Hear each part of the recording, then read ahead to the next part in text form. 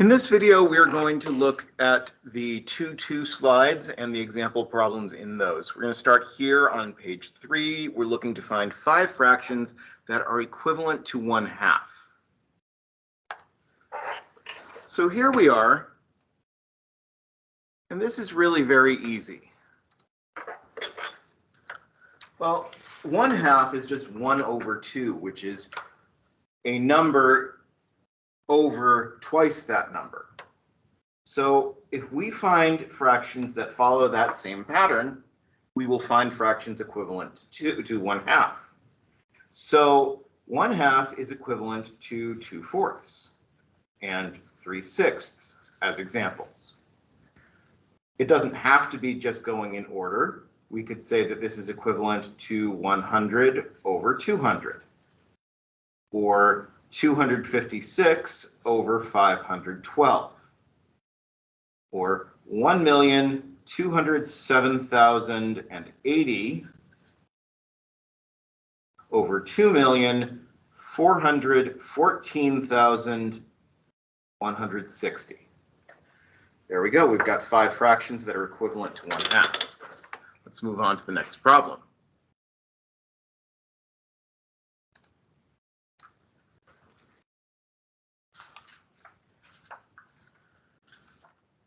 Next, we're asked to change 5/8 to an equivalent fraction whose denominator is 32. Well, to do this, we look at the denominator. The denominator 8 is a factor of 32. So I just need to know what I have to multiply 8 by to get 32, and then I multiply the numerator and denominator by that same number. Well, 8 times 4 is 32, so I need to multiply the numerator and denominator by 4 over 4, which gives me 20 over 32. And that's it.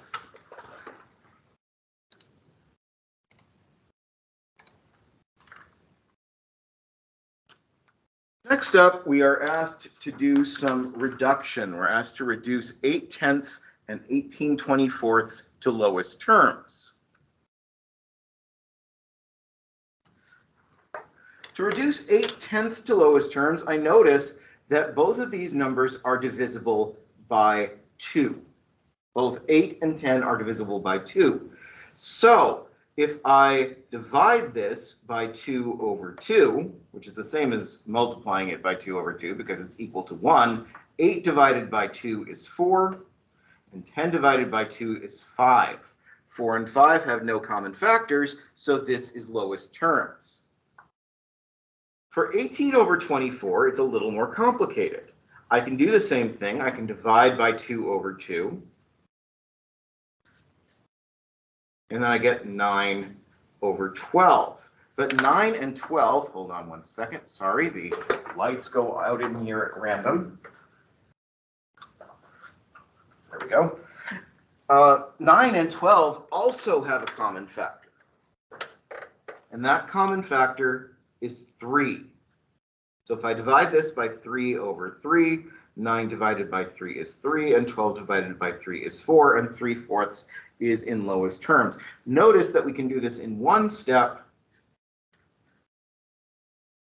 by dividing by 6 over 6 instead. 18 over 6 is 3, 24 over 6 is 4. And there we go.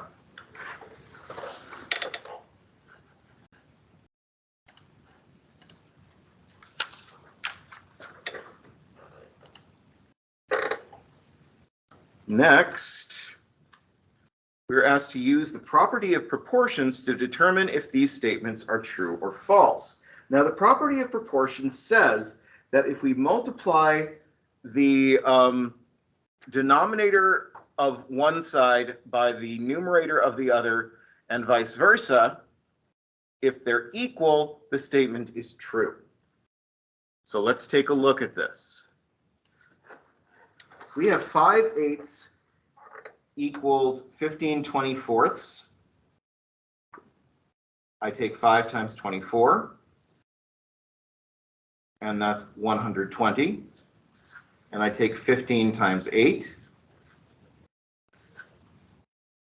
and that is also 120. Since 5 over 24 and 5 times 24 and 15 times 8 are equal, this is a true statement. Now I've got 6/9 equals 10/15. Well, 6/9, 6 times 15 is 90, and certainly 10 times 9, or 9 times 10, we can do it that way too, is 90. So this is also true. Finally, we have 9/12 equals 12/18. Well, 9 times 18 is 162, and 12 times 12 is 144. So this statement is false. We can also do this by reducing the fractions to lowest terms. 5/8 is in lowest terms. Divide here by 3 over 3, and we'd get 5/8. Divide this by 3 over 3, we'd get 2/3. Divide this by 5 over 5, we get 2/3. Divide this by 3 over 3, and we'd wind up with 3/4. But divide this by 6 over 6, and we wind up with 2/3. So we got to watch out for that sort of thing. Moving on.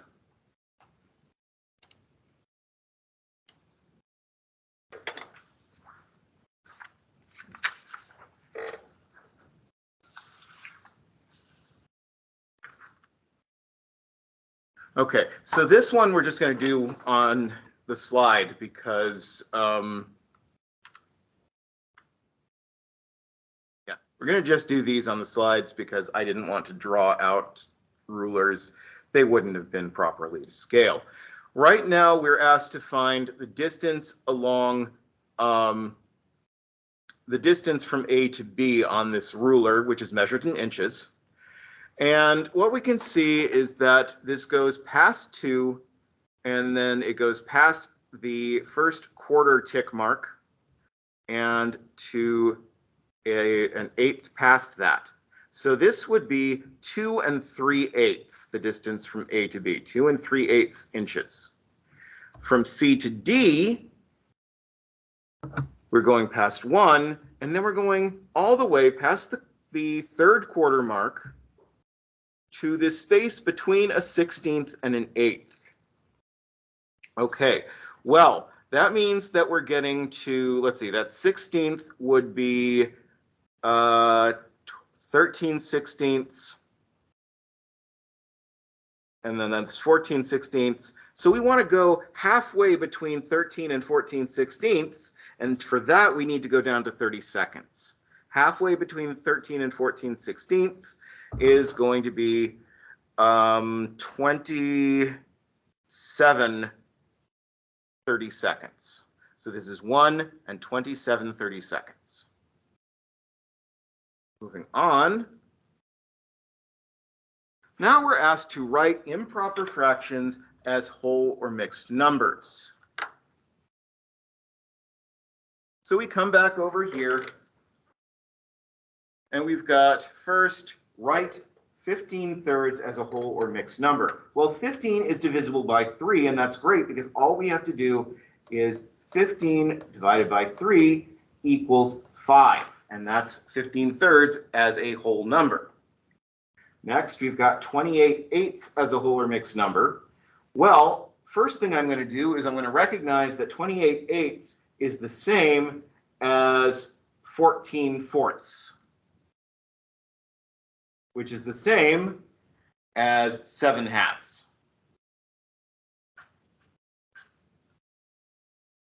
Well, I know that 7 can't be divided by 2, but 6 can be divided by 2 with 1/2 left over.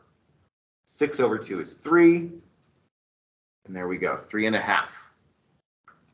Our next problem asks us to change 8 to fifths. So now we've got a big number that we want to write as an improper fraction. 8/5. Well, we take 8 over 1 and multiply it by 5 over 5. 8 times 5 is 40. 1 times 5 is 5. The answer is 40/5.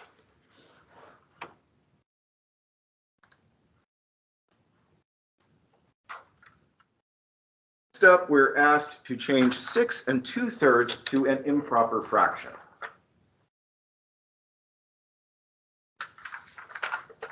Sorry about that, I had to separate the paper. So here we go, 6 2/3 as an improper fraction. Well, I start by taking writing this as 6 plus 2/3. Now I want to make that 6 into thirds. So that's 6 over 1 times 3 over 3 plus 2 over 3. 6 times 3 is 18/3 plus 2/3 is 20/3. There is 6 2/3 as an improper fraction.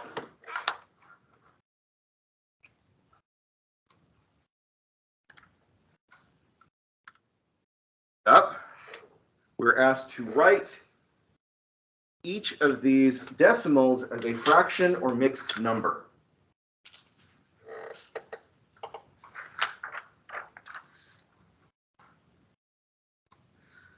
Okay, so we've got 0.4. 0.4, we read this as 4/10. So that is a fraction that we could write for this. If we want to write it in least terms, just divide the numerator and denominator by 2 to get 2/5. 0.075 is 75 thousandths. But we can divide both 75 and 1,000 by 25 to get 3/40. Finally, we've got 3.17. Now, this is, the easiest way to write this is just going to be 317/100. It's 317 hundredths. 3 and 17 hundredths, 317 hundredths.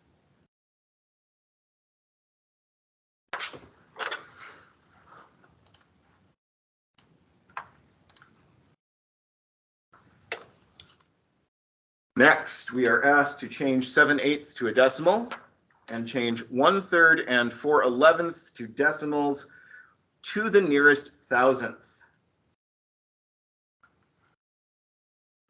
Okay, well, 7/8 as a decimal isn't too hard because 7/8, looking for my phone because that's kind of important when I need a calculator. 7/8, basically we can just take 7 divided by 8.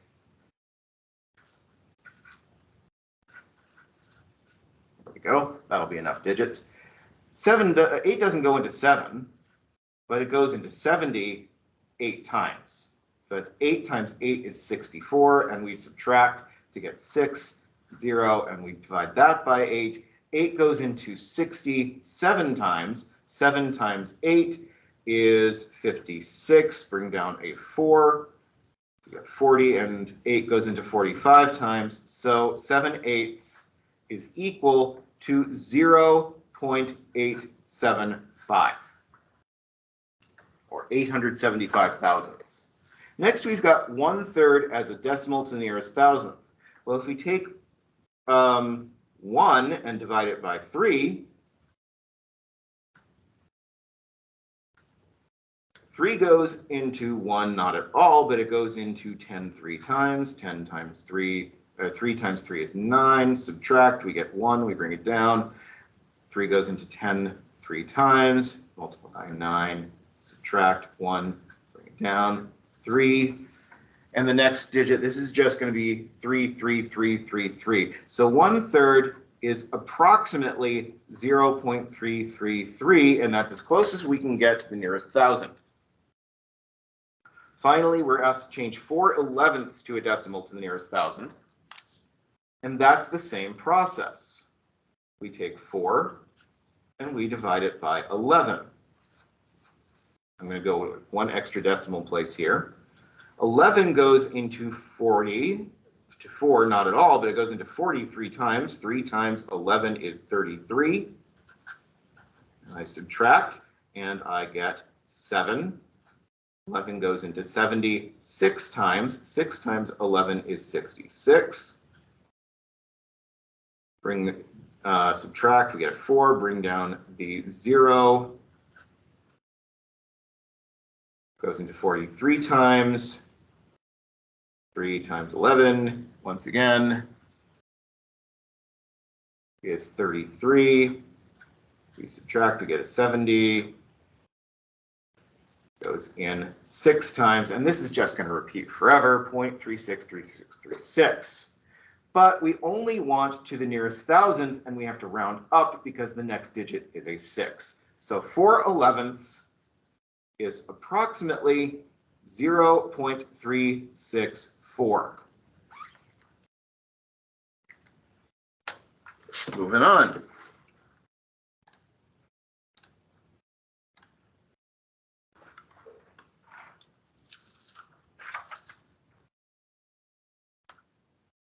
Now we're asked to change 3 2/5 to a decimal equivalent.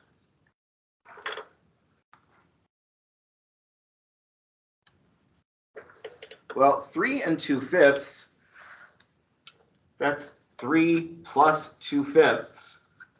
So now we want to figure out what 2/5 is as a decimal, and we can do that by dividing 2 by 5.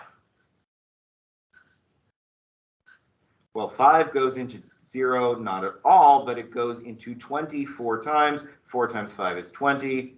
That leaves us with 0. This is exact. So this is 3 plus 0.4, which is 3.4. 3 2/5 is equivalent to 3.4.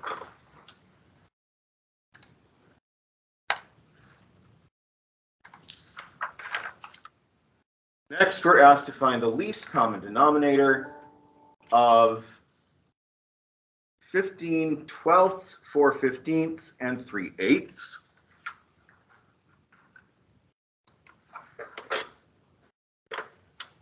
To do this, we find the least common multiple of 12, 15, and 8.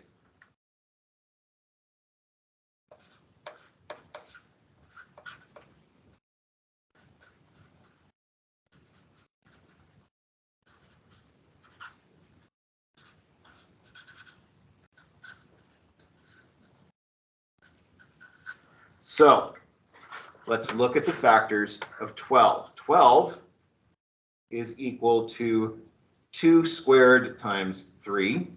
15 is equal to 3 times 5. And 8 is equal to 2 cubed.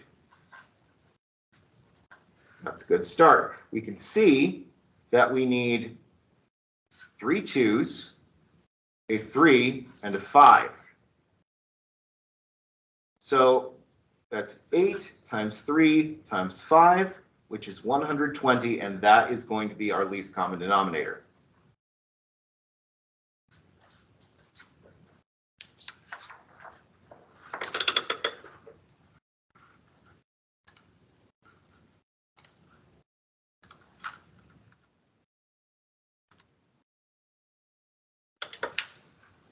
Here are a bunch of problems I didn't write down.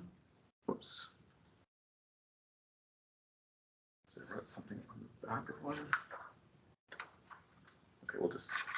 Which fraction is larger, 3/5 or 5/16? 3/4 or 5/16? Well, the easiest way to do this first problem here is to write 3/4 in terms of 16ths. So we multiply 3 by 4 and 4 by 4, and we get 12/16. 12 is greater than 5, so 3/4 is greater than 5/16. Moving on, I've got the rest of these papers, these problems. Oh, there it is. I even found the problem I was missing.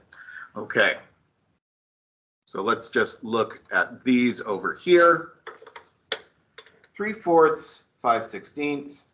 We saw that 3/4 times 4 over 4 is equal to 12/16, which is greater than 5/16. Okay, is it possible to have a pipe with an outside diameter of 5/8 inches and an inside diameter of 21/32 inches? Okay, so here we're going to take that 5/8 and we're going to multiply this by 4 over 4 because that will make the denominator 32.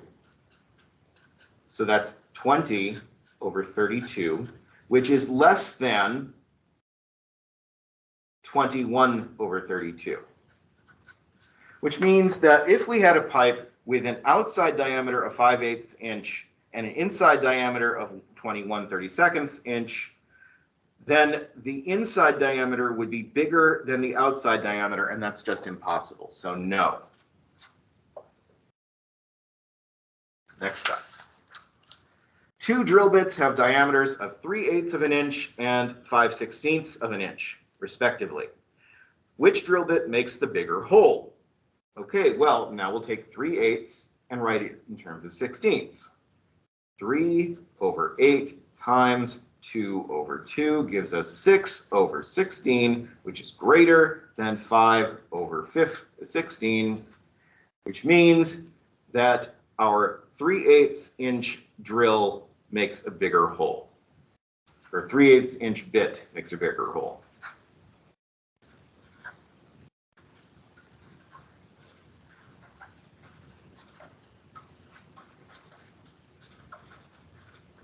Finally, the specifications of an electronic tablet state the length is 15.8 inches and the width is 10 inches.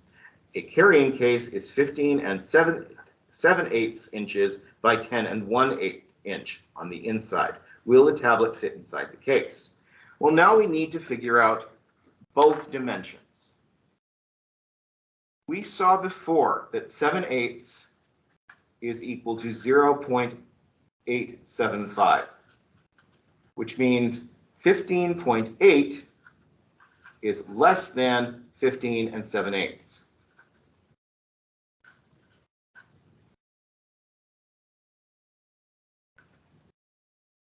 Likewise, if the tablet is 10 inches in width and the carrying case is 10 and 1/8 inches in width, then clearly 10 is less than 10 and 1/8. So the tablet will fit inside the case. That is it for this video. If you have any questions, please get in touch.